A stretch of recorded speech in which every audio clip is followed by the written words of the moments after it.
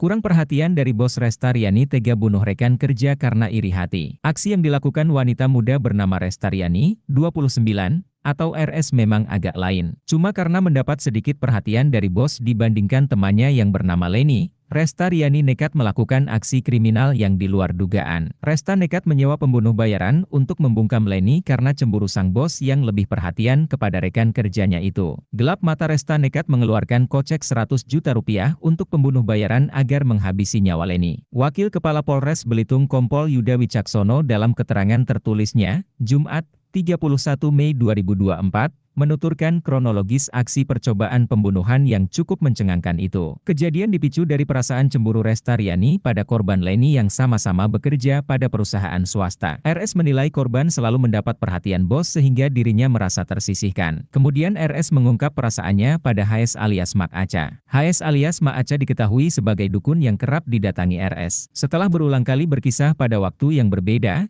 Mak Aca kemudian mengenalkan RS pada HW alias Edo. Dalam kasus ini HW bertindak sebagai eksekutor atas permintaan RS melalui Mak Aca, ujar Yuda. HW bersedia menjadi eksekutor dengan bayaran besar. Ia dijanjikan uang 50 juta rupiah jika korban luka berat dan 100 juta rupiah jika korban meninggal. Sebagai tanda jadi, HW langsung menerima uang muka 5 juta rupiah. Usai menerima uang, HW tak langsung beraksi. Kemudian didesak terus sampai akhirnya korban ditusuk, beber Yuda. Setelah melakukan aksinya HW alias Edo menerima uang yang mencapai 48 juta rupiah. Yuda mengungkapkan, peristiwa penusukan bagian dari kejadian yang diawali dengan teror melalui media sosial terhadap korban pada 23 Desember 2023. Kemudian berlanjut pada aksi penusukan pada Jumat, 26 April 2024, di dekat Lotus Mart Jalan Madura, Tanjung Pandan, Belitung. Korban yang menjalani perawatan di rumah sakit, kondisinya mulai membaik. Sementara polisi yang menerima laporan dari korban berhasil menangkap pelaku pertama yakni Edo pada Rabu, 22 Mei 2024. Selanjutnya dilakukan pengembangan hingga hari berikutnya ditangkap 2 pelaku lainnya. Ada rekaman CCTV juga yang membantu penyelidikan, pungkas Yuda. Pasal yang disangkakan yakni HW Pasal 351